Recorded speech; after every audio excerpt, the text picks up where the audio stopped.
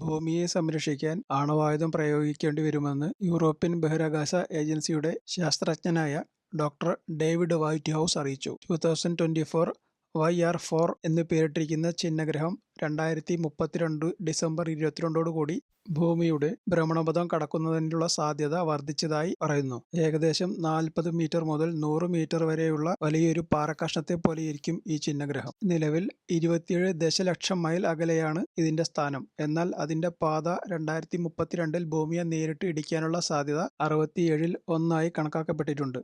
ഇത് മുൻപ് 83-ൽ 1 doctor white house ഇതിനെ വിളിച്ചത് നിലവിലുള്ള ബഹിരാകാശത്തെ ഏറ്റവും അപകടകാരിയായ വസ്തു എന്നാണ്. ഈ ഛിന്നഗ്രഹത്തെ വഴിതിരിച്ചുവിടാൻ ആണവായുധം ഉപയോഗിക്കാനുള്ള ആശയം അടുത്ത ആഴ്ച വിയന്നയിൽ നടക്കുന്ന യൂറോപ്യൻ സ്പേസ് ഏജൻസിയുടെ യോഗത്തിൽ ചർച്ച ചെയ്യപ്പെടും. കൂടാതെ ഐക്യരാഷ്ട്രസഭയ്ക്ക് ഔദ്യോഗിക ശുപാർശകൾ നൽകുകയും ഈ അപകടത്തെ നേരിടുന്നതിനുള്ള പദ്ധതികൾ തയ്യാറാക്കുന്നതിനു വേണ്ടി ചർച്ചകൾ നടത്തണമെന്ന് ആവശ്യപ്പെടുകയും ചെയ്യും. അടുത്ത 4 വർഷത്തിനുള്ളിൽ ഈ ഛിന്നഗ്രഹം, അതായത് 2028 ക്യാമറ കണ്ണുകളിൽ നിന്ന് വഴുതിമാറാനുള്ള സാധ്യത കൂടുതലാണെന്നും അതിനു മുമ്പ് അതിനെ വ്യതിചലിപ്പിക്കാൻ വേണ്ട നടപടികൾ സ്വീകരിക്കണമെന്നും ഡോക്ടർ വൈറ്റ് ഹൗസ് കൂട്ടിച്ചേർത്തു. ഭൂമിയിൽ വരാനിരിക്കുന്ന അടിയന്തരാവസ്ഥയെ മുൻകൂട്ടി ഇല്ലായ്മ ചെയ്യുന്നതിനു വേണ്ടി ഏതറ്റം വരെയും പോകേണ്ടി വരുമെന്നും അതിനായി പല മാർഗങ്ങൾ പരിഗണിക്കാമെന്നും അദ്ദേഹം പറയുന്നു. ഇതിനു മുമ്പ് ഏകദേശം 2 വർഷങ്ങൾക്ക് മുമ്പ് അമേരിക്കൻ സ്പേസ് ഏജൻസിയായ നാസ